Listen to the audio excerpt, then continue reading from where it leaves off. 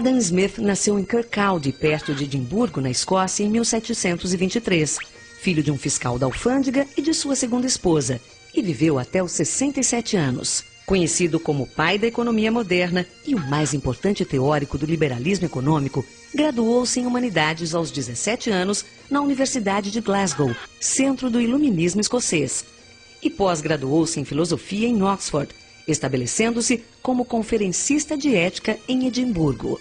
Aos 27 anos, de volta à Universidade de Glasgow, agora como professor, lecionou lógica e depois filosofia moral, isto é, teologia, ética, jurisprudência e economia política. Aos 35 anos, tornou-se reitor.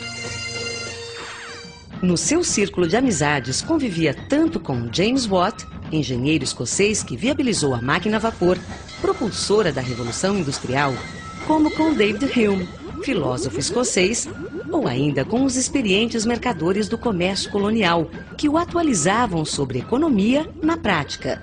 Em 1759, Smith publicou seu primeiro livro, A Teoria dos Sentimentos Morais, sobre a natureza humana, suas paixões, seu egoísmo. Para ele, os homens possuíam uma voz interior, com sentido moral, que os aconselhava sobre seus atos.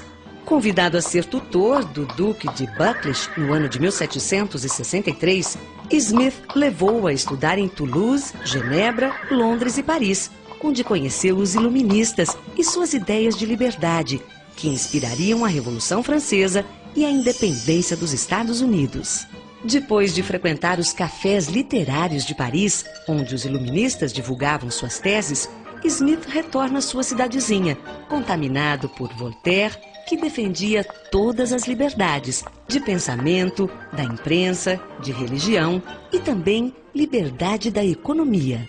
Por quase 10 anos, Smith investigou as causas e a natureza da riqueza dos países, origem do seu livro A Riqueza das Nações, que acabou publicado em 1776. Sua obra cumpriu o papel ideológico de respaldar o combate aos privilégios e restrições, que caracterizavam as políticas mercantilistas da monarquia de então. Enquanto os mercantilistas diziam que a riqueza de uma nação é o quanto de dinheiro ela possui, Smith retrucava que a verdadeira riqueza de uma nação vem do trabalho e do fluxo de mercadorias e serviços que ele produz. Smith dizia mais, que a capacidade nacional de produzir se baseia em duas coisas. Uma, na divisão do trabalho em muitas pequenas tarefas feitas por especialistas, e duas, na acumulação do capital. Smith afirmava também que a riqueza não vinha só da herança, como pensavam os aristocratas, mas que podia ser produzida e não apenas pela agricultura, como acreditavam os proprietários rurais, porém por uma nova atividade, a recente indústria. Smith causou frisson com a sua tese de que o bom coração ou a simpatia do ser humano pelo bem-estar dos outros não eram assim tão altruístas.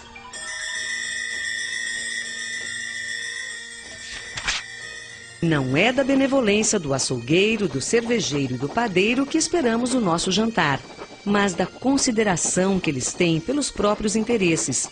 Apelamos não à sua generosidade, mas ao seu amor próprio, pois nunca os comoveremos pelas nossas necessidades, mas pelas vantagens que eles podem obter. Ele afirmava que tudo funciona melhor em um ambiente onde o homem tem liberdade para empreender, movido por uma espécie de mão invisível que o empurra naturalmente ao lado certo. Mão invisível que os franceses chamavam de laissez-faire, traduzindo, deixa fazer.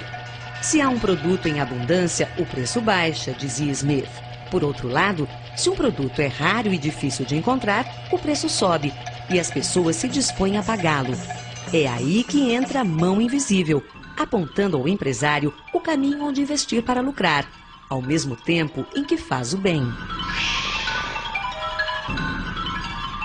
Vale dizer, só obterá lucro quem melhor servir a sociedade.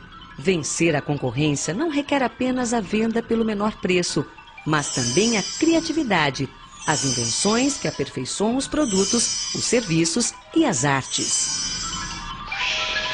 Smith defendia a livre competição e a não interferência do Estado no mundo dos negócios. Ao Estado, ele dizia, cabe manter a ordem, proteger o patrimônio, construir obras de infraestrutura e cuidar da educação. Todo indivíduo está continuamente se esforçando para achar o emprego mais vantajoso para o capital que possa comandar. É sua própria vantagem, de fato, e não a da sociedade que ele tem em vista. Mas o estudo de sua própria vantagem, naturalmente, ou melhor, necessariamente, leva-o a preferir aquele emprego que é mais vantajoso para a sociedade. Ao longo do século XX, o pensamento econômico teve duas correntes principais. O economista americano e prêmio Nobel Milton Friedman, que se posicionou a favor do laissez-faire e do livre mercado, e o economista britânico John Keynes, que defendeu o fim do laissez-faire e a intervenção do Estado na economia. Para Keynes, o altruísmo social através do Estado poderia se unir com os instintos do ganho individual da livre iniciativa, aperfeiçoando assim o capitalismo. Em março de 2007, Adam Smith saiu das prateleiras das bibliotecas e ganhou as ruas da Grã-Bretanha estampado nas cédulas de 20 libras. Como se vê, continua atual.